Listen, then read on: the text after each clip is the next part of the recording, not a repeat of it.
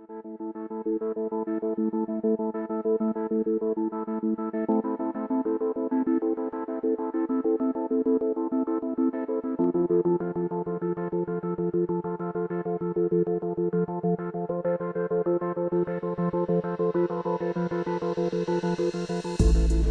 the early 20th century, a mathematician by the name of David Hilbert proposed the existence of a magical program which could solve all of mathematics.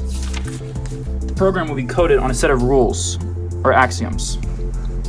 Any logical statement could be fed into the program, and the program would be able to determine whether that statement was true or false.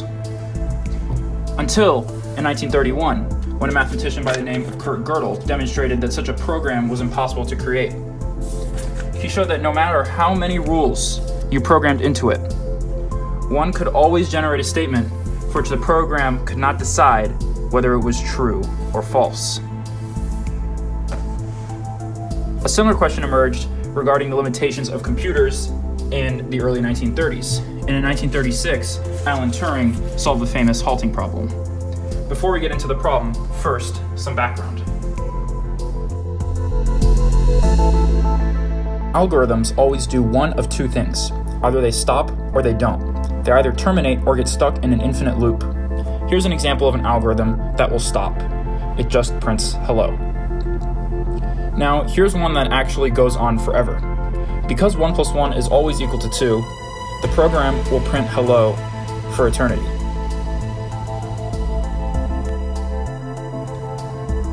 The halting problem asks the following question. Can we make an algorithm which will decide whether any program will halt? Imagine this magical algorithm as a black box and call it H. Into H we input a program X, and H will output a simple yes or no answer, answering the question, does X halt? Next, we'll attach some extra bits onto the end of H. If H decides to output yes, then we will loop H forever. And if it decides to output no, then we will terminate the program. What we're going to do is we're going to take all of this and we're going to put it into one big box and call it H+.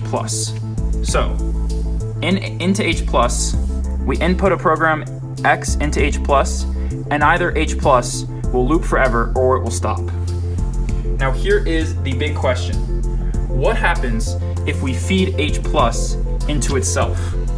In other words, what is the answer to this question? Does H+ halt? If H+ does stop, then H will output yes, and so it will loop forever. In other words, if H+ does stop, then it will loop forever. But if H+ doesn't stop, then H will output no, and the program will terminate. So then, if H+ doesn't stop, then it does. So in other words, if it doesn't stop, it does, and if it does, then it doesn't. This machine is paradoxical, and thus, it cannot exist. Now, I know what you're thinking. Steven, I am a human, and I can do human things that computers just can't do. But keep in mind, the insolvability of the halting problem is not confined to computers. Our natural bias towards human exceptionalism, which Alan Turing discusses in Computing Machinery and Intelligence, inclines us to believe that somehow we could overcome this paradox. Any algorithm, computer or human, computational or neurological, cannot create this magical device and cannot solve the halting problem. Now, I know what you're thinking. Who cares?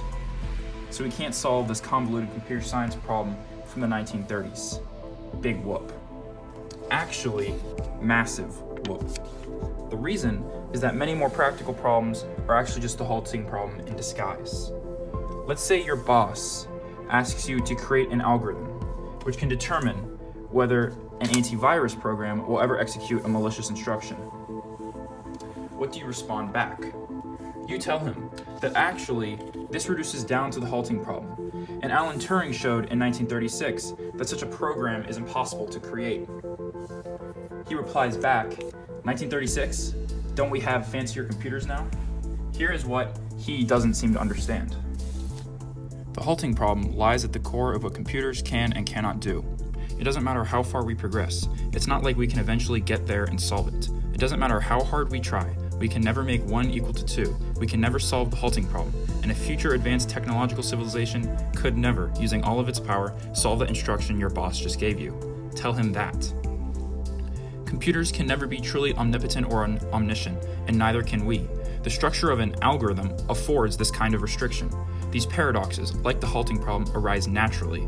The halting problem is not a bug, but a feature. And it affords us a bit of humbling. It tells us, here is something that you can never solve and that you can never do, something which will always remain out of humanity's reach, an impossible creation. All of these practical problems we cannot solve. The idea that computers are limited in what they can do, and so are we. They are all folded into one simple, seemingly contrived problem about whether a program will stop.